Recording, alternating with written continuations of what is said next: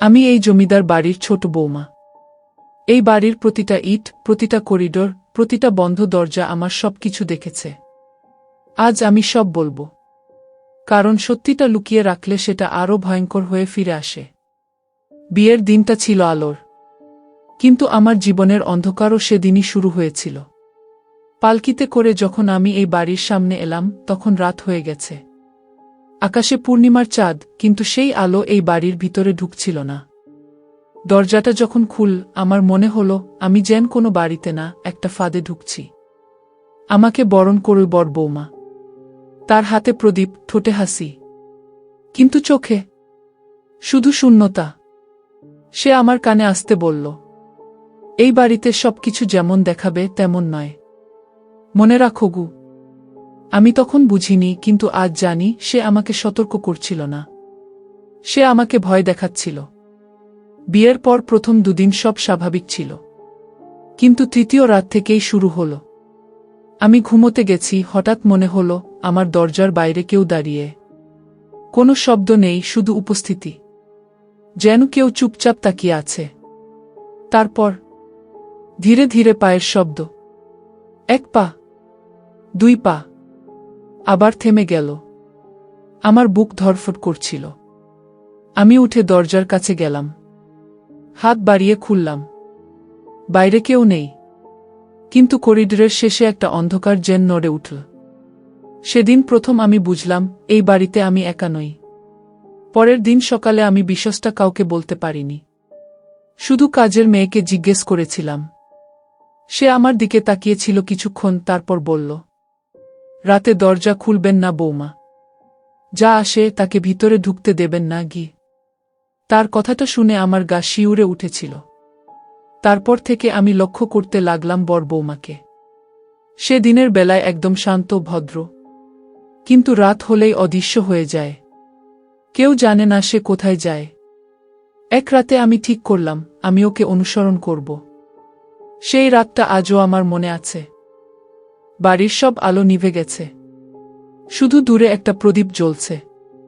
আমি ধীরে ধীরে বর বৌমার পেছনে হাঁটছিলাম। সে বাড়ির পেছনের দিকে যাচ্ছিল, যেখানে একটা পুরনো অংশ আছে যেটা সবাই এড়িয়ে চলে। সে একটা দরজার সামনে থামল। দরজাটা আধখোলা, ভিতর থেকে লাল আলো বেরোচ্ছে। আমি নিঃশব্দে কাছে গিয়ে উকি দিলাম, আর তারপর যা দেখলাম, আমার শরীর জমে গেল। মাটিতে লাল কাপড় পাতা, চারপাশে মোমবাতি, মাঝখানে একটা পুতুল, ঠিক আমার মতো সাজানো। বর বৌমা বসে আছে তার সামনে, তার হাতে একটা সুই, আর সে সেই পুতুলে ধীরে ধীরে ফুটাচ্ছে। তার ঠোঁট নড়ছে, সে কিছু বলছে, কিন্তু শব্দগুলো যেন স্বাভাবিক নয়, ভারী, অদ্ভুত। তারপর সে একটা ধাতুর থালা এনে মাটিতে রাখল, আস্তে করে ঠেলে দিল। থালাটা নিজে নিজেই ঘুরতে লাগল। ঘরের বাতাস ঠান্ডা হয়ে গেল, মোমবাতির আলো কাঁপছিল। আমি আর দাঁড়াতে পারিনি, চুপচাপ ফিরে এলাম। কিন্তু সেই দৃশ্যটা আমার মাথা থেকে বের হলো না। সেই রাতের পর থেকেই আমার শরীর ভেঙে পড়তে লাগল। হঠাৎ জ্বর আসে, আবার চলে যায়। খাবার খেতে পারতাম না, সারাক্ষণ ক্লান্ত লাগত। কিন্তু সবচেয়ে ভয়ঙ্কর ছিল রাত। আমি ঘুমোতে গেলেই অনুভব করতাম কেউ আমার বিছানায় উঠে বসেছে, ধীরে ধীরে আমার বুকের উপর চাপ দিচ্ছে। আমি চিৎকার করতে চাইতাম, কিন্তু গলা দিয়ে কোনো শব্দ বের হতো না। একদিন মাঝরাতে চোখ খুলে দেখি, আমার একদম সামনে একটা মুখ, চোখ দুটো কালো, গভীর, আর ঠোঁটে একটা বিকৃত হাসি। আমি চোখ বন্ধ করে ফেললাম। সকাল হলে সবকিছু যেন স্বাভাবিক হয়ে যায়, কিন্তু আমি জানতাম আমি ধীরে ধীরে শেষ হয়ে যাচ্ছি। একদিন আমি সাহস করে বর বৌমার ঘরে ঢুকলাম। সে তখন ছিল না। আমি তার আলমারি খুললাম। ভিতরে যা দেখলাম, লাল সুতো, কালো মাটি, শুকনো কিছু জিনিস, আর একটা পুতুল আমার মতো। আমার হাত কাঁপছিল। আমি বুঝে গিয়েছিলাম সে আমার উপর কিছু করছে। কারণও পরিষ্কার ছিল, এই বাড়ির সম্পত্তির বড় অংশ আমার স্বামীর নামে। আমি না থাকলে সব তার হয়ে যাবে। আমি তখন ঠিক করলাম আমি লড়ব।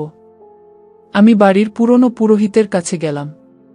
সব শুনে তিনি চুপ করে রইলেন অনেকক্ষণ। তারপর বললেন, যা হচ্ছে সেটা থামাতে হলে ভয় পেলে চলবে না আগে। তিনি আমাকে গঙ্গাজল আর একটা রুদ্রাক্ষ দিলেন। সেই রাতেই সবকিছু শেষ হবে আমি জানতাম। আমি লুকিয়ে রইলাম সেই ঘরের কাছে। আবার সেই আলো, সেই মোমবাতি, সেই পুতুল। বড় বৌমা আবার বসে পড়ল। সে মন্ত্র পড়তে শুরু করল। এইবার আমি অপেক্ষা করিনি। আমি দরজা ঠেলে ভিতরে ঢুকে পড়লাম। সে থেমে গেল। ধীরে ধীরে আমার দিকে তাকাল। তার চোখ আগের মতো ছিল না, একদম অন্য কিছু। আমি গঙ্গাজল ছিটিয়ে দিলাম চারদিকে। সঙ্গে সঙ্গে মোমবাতিগুলো নিভে গেল। ঘরের ভিতর বাতাস ঘুরতে লাগল। ঠান্ডা, ভারী, যেন কেউ রাগে চিৎকার করছে। বড় বৌমা চেঁচিয়ে উঠল। তার হাত থেকে থালা পড়ে গেল। হঠাৎ দরজাটা জোরে বন্ধ হয়ে গেল। আমি এক মুহূর্তের জন্য ভয় পেয়েছিলাম, কিন্তু এবার আর পিছু হটিনি। আমি রুদ্রাক্ষটা শক্ত করে ধরলাম। ঠিক তখনই বাইরে থেকে লোকজনের আওয়াজ এল। দরজা খুলে সবাই ভিতরে ঢুকে পড়ল। সবাই দেখল ঘরের ভিতর সেই সব জিনিস, পুতুল, মোমবাতি আর বড় বৌমা। সে আর কিছু লুকাতে পারল না। সব সত্যি বেরিয়ে এল। সে স্বীকার করল, সে আমাকে সরাতে চেয়েছিল, কারণ আমি ছিলাম তার পথে বাধা। সেই রাতেই তাকে এই বাড়ি থেকে বের করে দেওয়া হয়। সবাই ভেবেছিল সব শেষ, কিন্তু আমি জানতাম এই গল্প এত সহজে শেষ হয় না।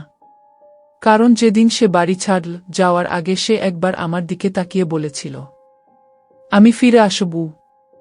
আজও মাঝে মাঝে রাতে, যখন সব চুপ হয়ে যায়, আমি শুনতে পাই করিডোরে পায়ের শব্দ, ধীরে, থেমে থেমে। আর সেই কণ্ঠস্বর, ছোট বৌমা। আমি জানি এই বাড়ির অন্ধকার এখনো বেঁচে আছে, আর একদিন সে আবার ফিরে আসবে। ভিডিওটা যদি ভালো লাগে তাহলে অবশ্যই লাইক, কমেন্ট আর শেয়ার করো। আর এমন আরও ভয়ঙ্কর গল্প শুনতে চাইলে এখনই সাবস্ক্রাইব করে দাও এই চ্যানেলটা। কারণ এই গল্প এখানেই শেষ না।